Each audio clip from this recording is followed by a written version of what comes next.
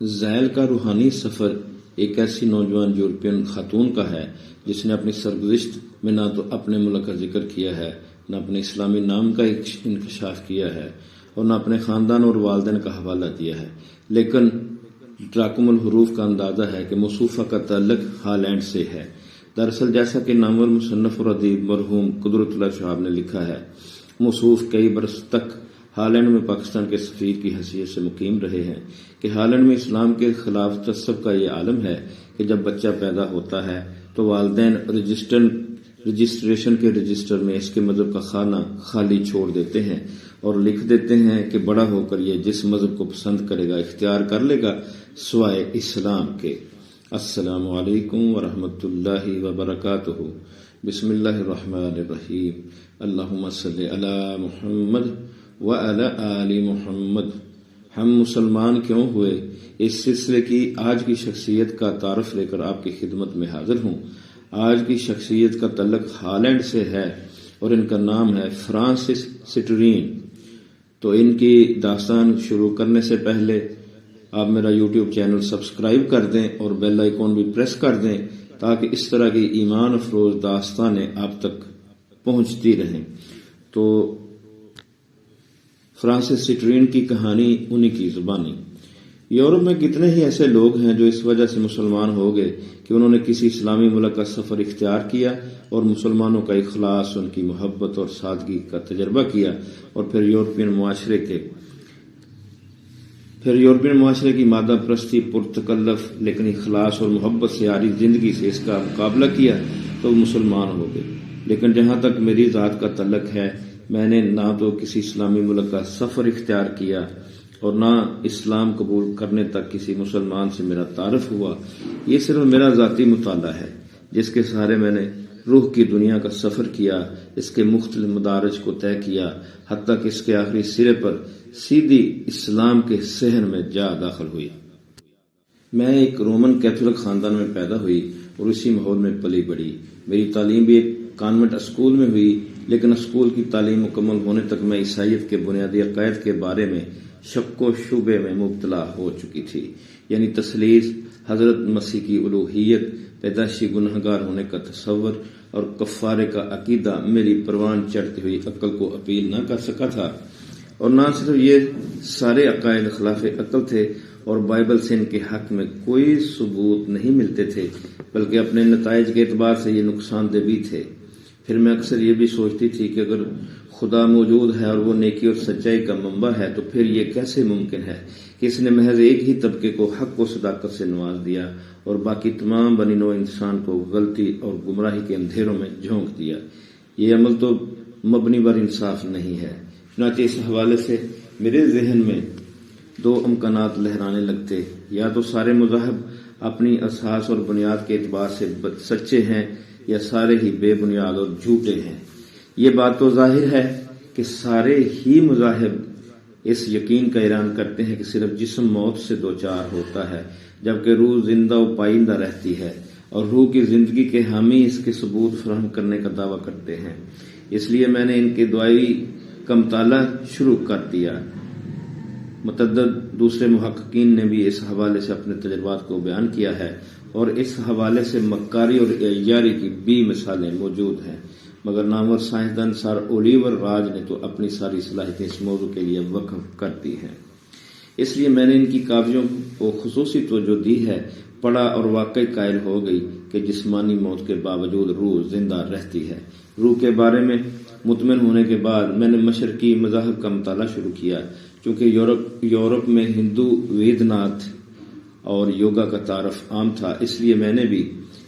آغاز اسی سے کیا اور ہندو ویدناتھ اور مذہب کے بارے میں مطالعہ کرنے لگی، اور جلد ہی اپنشد، یوگا، پتنجلی کے فرمودات اور سب سے بڑھ کر بھگوت گیتا سے میں نے خاص روحانی فیضان اور سکون حاصل کیا۔ چنانچہ آئندہ کئی سال تک میں اسی ماحول میں کھوئی رہی، ہندو فلسفی کا مطالعہ کرتی اور دن کا ایک حصہ مراقبے میں مصروف رہتی۔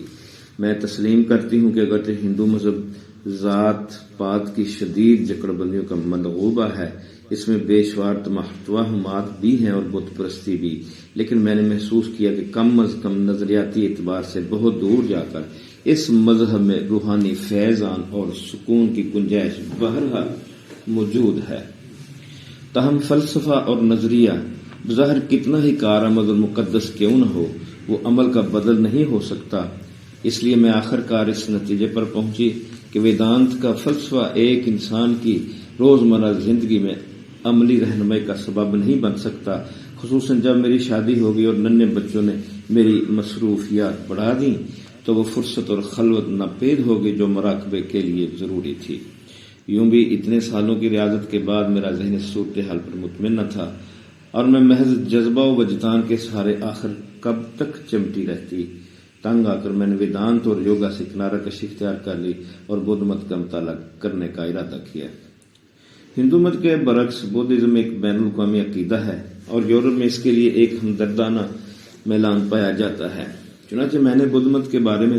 ضروری کتابیں خریدی، اس کی بنیادی تعلیمات کے بارے میں لٹریچر حاصل کیا اور دیکھا کہ کتابیں خریدیں، اس کے فلسفے میں بھی بڑی پیچیدگیاں ہیں، ذہنی الجھاوے ہیں اور عبادت کا ایک مشینی انداز ہے۔ لیکن میں نے محسوس کیا کہ اگر سادہ قسم کا بدھ عقیدہ اختیار کر لیا جائے اور کبھی کبھی مراقبہ کر لیا جائے تو بھی ایک باوقار زندگی، مذہبی زندگی گزاری جا سکتی ہے۔ لیکن مشکل یہ تھی کہ عیسائیت کی طرح بدھ مت میں بھی روحانی کمال صرف خانقاہی نظام اور تجرد کی زندگی سے مشروط تھا، اور بھرپور معاشرتی زندگی گزارتے ہوئے کوئی فرد بھی، خواہ وہ کتنا ہی پاک باز اور باعمل کیوں نہ ہو، اس کے مقابلے میں کوئی حیثیت نہیں رکھتا۔ یہ صورت میرے نزدیک حیران کن بھی تھی اور حقیقت کے خلاف بھی۔ چنانچہ یہ منظر میری سمجھ سے بالا تھا کہ اگرچہ خانقاہی فضا میں مذہبی زندگی کے تقاضوں سے عہدہ برا ہونا نسبتاً آسان ہے، لیکن یہ روحانی پاکیزگی سے برتر اور زیادہ قابل قدر کیسے ہو جاتی ہے جو ایک مصروف اور بھرپور معاشرتی زندگی کے مسائل میں رہتے ہوئے حاصل کی جاتی ہے، جبکہ یہ حقیقت بھی اپنی جگہ موجود ہے کہ تجرد اور خانقاہی مزاج سے انسانی زندگی اور معاشرے کو توال و تناسل کے حوالے سے ناقابل تلافی نقصان پہنچتا ہے، اور عملی اعتبار سے اس کے تقاضوں کو نبھانا فطرت اور انسانی جبلت کے صریحاً خلاف ہے۔ بدھ مت سے برتر ہو کر میں نے مختلف مذاہب کے تقابلی موازنے کا ارادہ کیا۔ اس سلسلے میں سب سے پہلے مختلف ادیان کے فلاسفے کا مطالعہ شروع کیا اور خصوصاً جلال الدین رومی اور تاؤ تے چنگ سے بہت متاثر ہوئی، کیونکہ میں مراقبے سے گہرا قلبی تعلق قائم کر چکی تھی۔ اس لیے ان سب حضرات کے خیالات و نظریات نے مجھے روحانی اعتبار سے طمانینت اور راحت سے ہمکنار کیا، اور ان لوگوں کے تجربات نے میری فکر کو بڑی وسعت عطا کی۔ متذکرہ حضرات کے مطالعے نے میرے اس یقین کو جلا بخشی کہ دنیا میں جتنے بھی بڑے مظاہر ہیں، دنیاوی اعتبار سے ان سب کا ماخذ ایک ہے۔ چونکہ میں متذکرہ حضرات میں سب سے زیادہ جلال الدین رومی سے متاثر ہوئی تھی اور رومی کی مثنوی مجھے اخلاقی اور روحانی اعتبار سے اعلیٰ ترین بلندیوں پر فائز نظر آ رہی تھی، اس لیے میں نے ارادہ کر لیا کہ اس شخص کے مذہب سے مکمل آگاہی حاصل کرنی چاہیے۔ اگرچہ یہ تلخ حقیقت بھی اپنی جگہ قائم تھی کہ یورپ میں اسلام کا تعارف بہت ہی منفی بلکہ وحشت ناک صورت میں کرایا گیا تھا، اور اس کے بارے میں مطالعے کا سوچتے ہوئے میں خوف اور تذبذب میں مبتلا ہو رہی تھی کہ یورپ میں جب بھی اسلام کا ذکر آتا تھا، عرب کے وحشی قبائل اور ان کے عیاش حکمران اپنی تمام تر درندگی اور بربریت کے ساتھ تصور کو خوفناک بنا دیتے تھے۔ لیکن یہ کیا، اسلام کے مطالعے تو مجھے ششدر اور مبہوت کر دیا۔ میں عیسائیت کی تسلیس اور بت پرستی سے سخت بیزار تھی، جبکہ اسلام کے بے میل عقیدہ توحید نے مجھے بے حد متاثر کیا، اور خدا سے اس کا گہرا اخلاص اور ہمہ پہلو تعلق مجھے بالکل نئی چیز معلوم ہوئی۔ یہ بھی اندازہ ہوا کہ اسلام عیسائیت، ہندو مت اور بدھزم کی طرح محض ایک فلسفہ نہیں، بلکہ اپنے ماننے والوں کو ایک مکمل قابل عمل ضابطۂ حیات بھی فراہم کرتا ہے، اور یہ ضابطۂ حیات حیرت انگیز طور پر مذہبی جذبے کو گہرائی بھی عطا کرتا ہے اور اس میں ترقی و استحکام بھی لاتا ہے۔ پھر یہ دیکھ کر بھی خوشگوار حیرت ہوئی کہ اسلام کی تعلیمات بڑی سادہ ہیں اور وہ زمانے کی دست بد سے مکمل محفوظ رہی ہیں، یعنی دیگر مذاہب کی طرح نہ ان میں کوئی ترمیم و تنسیخ ہوئی ہے اور نہ وہ اتنی پیچیدہ مشکل بنا دی گئی ہیں کہ ان پر عمل نہ کیا جا سکے۔ اسلام کے اس پہلو نے بھی مجھے بے حد متاثر کیا کہ یہاں سارے پیغمبروں کا یکساں احترام کیا جاتا ہے اور کسی ایک پیغمبر کے خلاف معمولی سی بدگمانی ناقابل برداشت ہے۔ یہ میرے لیے ایک خوشگوار انکشاف تھا کہ عیسائیت، یہودیت دونوں اس خوبی سے محروم ہیں، اور دونوں نے نہ صرف جناب محمد صلی اللہ علیہ وسلم کے خلاف شدید بغض و تسم مطلع ہیں، بلکہ بائبل میں مختلف پیغمبروں کے کرداروں اور حیثیت کو بری طرح مسخ کیا گیا ہے۔ اسلام کا یہ دعویٰ مجھے بہت اچھا لگا اور فطرت کے عین قریب نظر آیا کہ حقیقت کبریٰ ایک ہی ہے، سارے پیغمبر اسی کے داعی اور ترجمان تھے، جبکہ جناب محمد صلی اللہ علیہ وسلم پر یہ حقیقت مکمل کر دی گئی ہے۔ پھر اس انکشاف سے بھی مجھے بڑی مسرت ہوئی کہ اسلام کی تعلیمات اپنی روح کے اعتبار سے حقیقت پسندانہ اور تعمیری کردار کی حامل ہیں، اور دیگر مذاہب کی طرح یہ تعلیمات جسم اور روح کے درمیان کوئی تصادم پیدا نہیں کرتی، نہ عام انسانی زندگی کے حوالے سے اس کا میلان کسی بھی جارحیت پر مبنی ہے۔ ایسے حوالے سے اس کا میلان کسی بے جا رائت پر مبنی ہے، اور سب سے بڑھ کر یہ کہ ان تعلیمات پر عمل کر کے روحانی اعتبار سے محنت اور ارتقاء کے بے شمار مواقع میسر آ سکتے ہیں، اور صاف نظر آ رہا تھا کہ زندگی اپنے سارے شعبوں سمیت ان مواقع سے مستفید ہو سکتی ہے، اور انسان بھرپور معاشرتی زندگی گزارتے ہوئے بھی اپنے خدا سے گہرا تعلق قائم کر سکتا ہے، اور اس مقصد کے لیے نہ کسی مخصوص مذہبی طبقے کی احتیاج کی ضرورت ہے، نہ دنیا کو تیاگ کر رسمی قسم کے مراقبوں کی۔ اسلام کا بھرپور مکمل تعارف حاصل ہو گیا تو اندازہ ہوا کہ دراصل میں تو ہمیشہ ہی سے مسلمان تھی، خصوصاً اس وقت سے جب میں اس نتیجے پر پہنچی کہ سارے پیغمبر بنی نوع انسان کے لیے ایک ہی مقدس پیغام لے کر آئے تھے۔ ان کی زبان اور اصطلاحات مختلف تھیں، لیکن ان کا مرکز و ماخذ ایک ہی تھا، اور یہ پیغام آخر کار حضرت محمد صلی اللہ علیہ وسلم پر مکمل ہو گیا اور اپنی محفوظ ترین صورت میں آج بھی قائم و دائم ہے۔ دور حاضر میں جبکہ رسل و رسائل کے انتہائی تیز رفتار ذرائع ابلاغ کی بدولت دنیا کے فاصلے سمٹ گئے ہیں اور مختلف قومیں ایک دوسرے کے بہت ہی قریب آ گئی ہیں، مسلم تہذیب اور مغربی تہذیب بھی باہم دیگر ایک دوسری پر اثر انداز ہو رہی ہیں، یہ صورتحال یقیناً مفید ثابت ہو سکتی ہے بشرطے کہ عمل کا انداز درست سمت میں ہو۔ لیکن بدقسمتی سے دیکھنے میں آیا ہے کہ مسلمانوں کی نوجوان نسل یورپی تہذیب سے اس قدر متاثر اور مرعوب ہے کہ وہ اس کی تقلید اور تحسین کا موقع ضائع نہیں کرتی، حتیٰ کہ بعض اوقات اس بے خدا تہذیب کی خاطر اسلامی تعلیمات تک کو پس پشت ڈال دیتی ہے۔ وضاحت کی خاطر عرض کر دوں